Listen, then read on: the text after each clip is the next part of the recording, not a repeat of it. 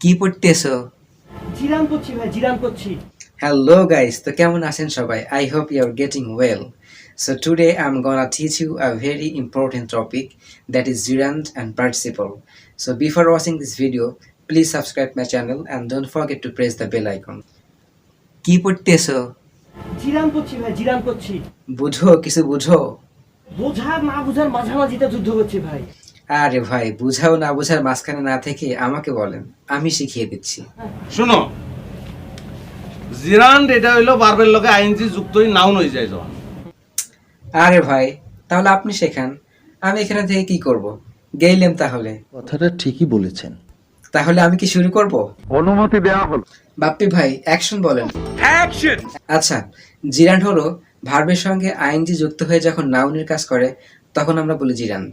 Sir, আপনি একটু বাইরে গিয়ে আবার ঢুকেন, আমরা আপনাকে দাঁড়ায় সম্মান করি। আরে ফারুক ভাই, আপনি মাঝখান দিয়ে আগ বাড়িয়ে কথা বলেন কেন? এই সময় কম, শুরু করো। ওকে, সো জিরান্ড হলো ভার্বের সঙ্গে আইএনজি যুক্ত হয়ে যখন এটি নাউনের কাজ করে তখন আমরা এটিকে বলবো জিরান্ড। ঠিক বলেছো। তবে ভার্বের সঙ্গে আইএনজি যুক্ত হয়ে আরো একটা জিনিস গঠিত হয়, সেটাকে আমরা বলি প্রেজেন্ট পার্টিসিপল।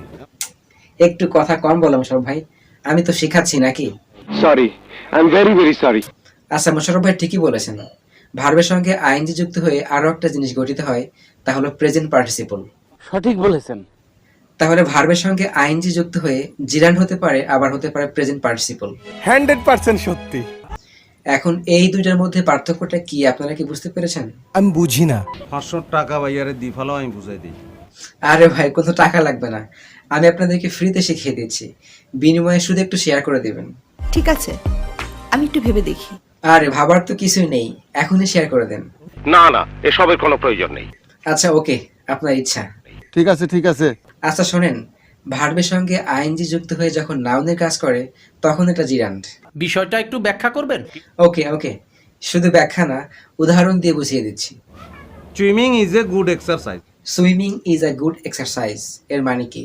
সাঁতার একটা ভালো ব্যায়াম। গুড। তো এখানে ব্যায়ামের নামটা কি? Swimming, swimming. আপনার বুদ্ধি ভালো, আপনি 10-এ 10 পাইছেন। তো সুইমিং এখানে নাউনের কাজ করছে। কিভাবে? আরে ভাই, সুইমিং শব্দটি এখানে বাক্যের সাবজেক্ট হিসেবে বসছে, আর আমরা সবাই জানি বাক্যের সাবজেক্টের স্থানে নাউন বসে, আর এই জন্য সুইমিং ওয়ার্ডটা এখানে জিরান্ড। আপনার বুদ্ধি ভালো। ইস, মিথ্যে কথা। আচ্ছা, এবার আসি প্রেজেন্ট পার্টিসিপলের কাছে। অনুমতি দেওয়া হলো। আচ্ছা, এখন একই word, the boy swimming in the pond has stolen my watch.